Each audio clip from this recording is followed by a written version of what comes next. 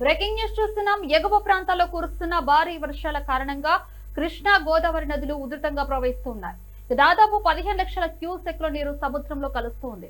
కృష్ణా నది నుంచి దాదాపు 5 లక్షల క్యూసెక్లు, గోదావరి నుంచి సుమారు 10 లక్షల క్యూసెక్లు సముద్రం పాలవుతుంది.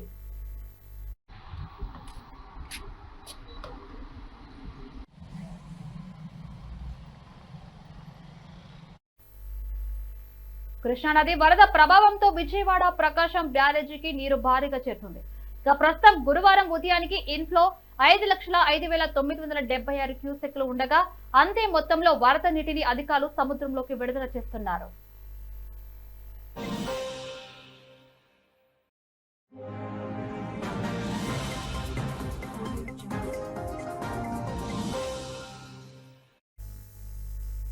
మరోవైపు గోదావరి ఉగ్ర రూపం దాల్చుతుంది.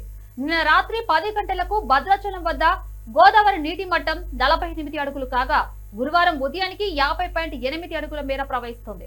ప్రధాన రహదారులపైకి వరద నీరు చేరి పలు మండలాల్లోని గ్రామాలకు రాకపోకలు నిలిచిపోయాయి. భద్రాచలం వద్ద కళ్యాణకట్ట ప్రాంతం వరకు వరద నీరు చేరింది. స్నాన ఘట్టాల ప్రాంతంలోని చాలా మెట్లు, విద్యుత్ స్తంభాలు నీటిలో మునిగిపోయాయి.